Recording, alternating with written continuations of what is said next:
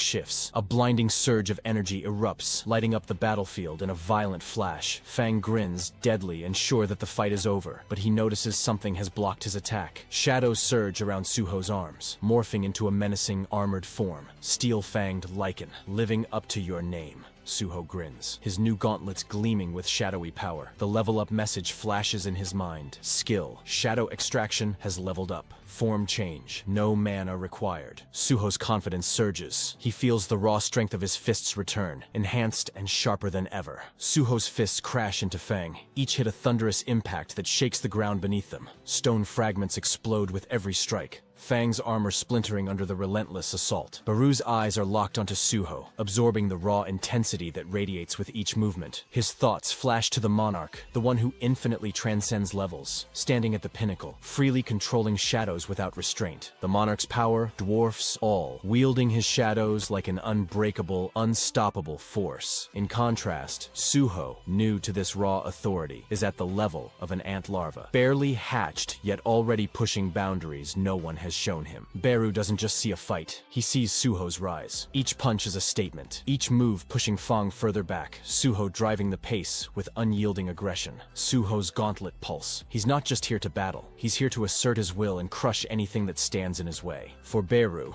the truth is undeniable. Suho's not living in his father's legacy. He's forging his own. He's not just surviving the fight, he's reshaping it, making it his own. Fang stumbles, his defenses crumbling, struggling against the relentless force of Suho's onslaught. His form wavers, crushed under the sheer might of Suho, a monarch rising with every blow. Suho looms over Fang, fists still primed, ready to end it. Fang is left gasping, his form broken under Suho's unrelenting force. Suho's fist crashes into Fang, a shockwave tearing through the battlefield. The ground splits, debris flies, and Fang's armor crumbles under the onslaught. Fang is thrown back, skidding across the shattered ground. Suho calls on his weapons, shadows twisting and locking into place, wrapping tight like a vice, lethal and precise, an extension of his intent. The young monarch, Baru thinks, feeling the raw potential unleashed before him. Suho's not just fighting, he's pushing beyond his limits, every strike a statement of intent. Fang's defenses crumble, his arms severed under Suho's relentless assault. Baru knows Suho isn't waiting for anyone's validation.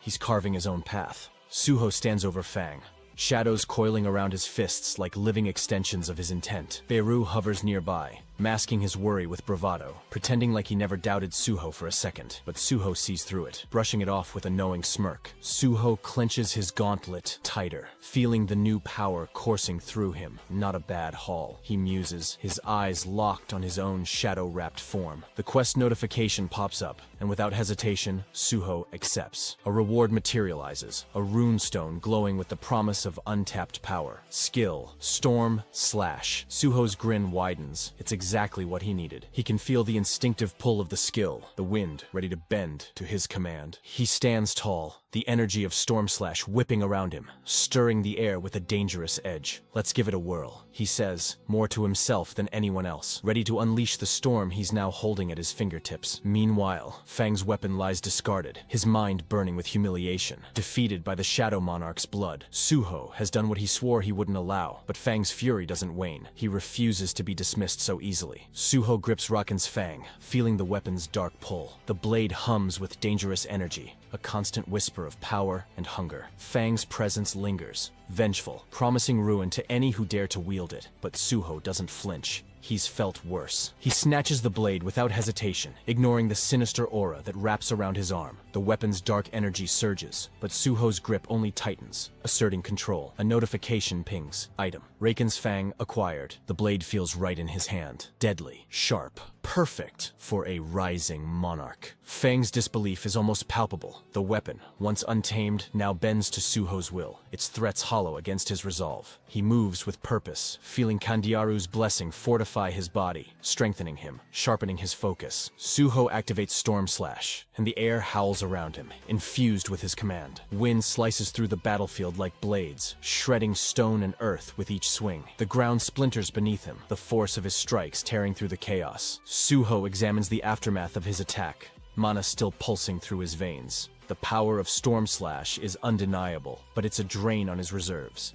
A trade-off he's willing to make for its destructive force. Baru buzzes beside him, hyping up shadow extraction like it's the pinnacle of power, infinitely more impressive than anything else. Meanwhile, the scrub teacher groans awake, dazed and useless as always. The teacher stumbles, disoriented, clutching his head, the reality of his own weakness sinking in. The teacher mumbles, clueless and lost as usual. Suho's already moving, barely glancing back. Long story, Hyung. I'll explain on the way out. He grabs the flailing teacher, dragging him along like baggage. The contrast between the two painfully clear. They step out into daylight, the quiet of the city park broken only by the chaos left behind. Suho scans the area. I'll check for other survivors. It's not a question, it's a leader's command. The teacher barely manages a nod, struggling to keep up. Suho approaches the portal. The teacher watches, a mix of envy and disbelief clouding his mind. An E rank with a summoning skill. Yet here, Suho stands, leagues beyond him. How is Suho so strong? The teacher wonders, his thoughts swirling in confusion. The teacher watches from the sidelines, surrounded by the survivors Suho saved, each one a testament to the power that he sorely lacks. The thought hits him like a punch. He's useless, a spectator in his own profession. Suho, once the kid in his class, now a savior. And him, just a guy in the way. The air shifts as a pack of wolf-type beasts emerge, snarling and rabid. Suho's already moving, his shadow bending around him, fists glowing with lethal intent. He dives into the fray, a blur of speed and raw strength. Fangs snap and claws tear, but Suho's relentless, carving through the pack like they're nothing. Each beast falls in a heartbeat, defeated and adding to Suho's experience. The system's confirmation rings out, almost mocking how easy this all looks for him. Suho barely breaks a sweat, each kill precise and calculated. Baru hovers, noting the remaining beasts still lurking inside the dungeon. It's all free experience, ripe for the taking. But something's off. Suho's strikes feel dulled, his power fluctuating. His eyes narrow on Raken's fang, the blade defiant, refusing to bend to the will of a Shadow Monarch's bloodline. The spirit within, Rakan, bristles, mocking Suho's control. He checks the weapon's stats, reading through its effects. Disdain for the weak and critical wound. Abilities geared for domination, but conditional, flawed. Baru, ever observant, calls it out, condemning the sword's nature, an ability used against the weak, a coward's tool. But Rakan's spirit doesn't care for the critique. What hunter would target stronger prey? It taunts, unapologetic in its savage intent. Suho scans the shattered dungeon, chaos echoing in the silence left behind. A minecart overflowing with shattered crystals sits nearby, untouched, yet surrounded by death. In the pit below, the remains of armored adventurers lay scattered, blood darkening the rocky floor. Their last moments were brutal and brief, unforgiving reminders of this world's cruelty. Suho's expression tightens. They came in hoping to plunder the dungeon, but all that greeted them was a savage end. Baru hovers beside him, his normally smug demeanor dulled by the scene. They all died, he states flatly, a cold confirmation of what Suho already knows. Raken's fang, ever defiant, resonates in Suho's grip. I guard the sanctuary of the Monarch of Fangs, the blade declares, unapologetic and unwavering. It's not remorse, just cold, unfeeling duty. The sword's only purpose is to slay intruders, and it's damn good at it. But Suho's not here for a debate. With a sharp, annoyed twist, he forces the sword to silence. Suddenly, a notification flickers into view. Shadow extraction may be used on this target. Beru's words cut through the haze, reminding him that any corpse, no matter its origin, can be turned into a soldier. It's a blunt, tempting power, but Suho knows better. He reaches out but hesitates, his hand hovering above the bloodied remains. The dungeon's dim light reflects off his outstretched fingers, trembling slightly with the weight of choice. Shadow extraction could bring them back, but at what cost? These were once people, not just soldiers, and even in death, they deserve peace. Baru and Raken's fang watch in stunned silence as Suho hauls the dead back up the path, refusing to strip them of their dignity. Suho's question about the monarchs hangs heavy between them. 9 monarchs, connected to the Eterum, the enemies of his father, enemies of the world. It's all too much, a tangled web of old grudges and looming threats. This is more than just a history lesson. It's the unveiling of a brutal hierarchy. His father, the great Sung Jinwoo, looms large as the monarch of shadows, the king who shattered the balance of power, who crushed 8 monarchs beneath his relentless will. The monarchs of fangs, plagues, iron body, white flames, their titles alone radiate menace, each a ruler of their own twisted domain.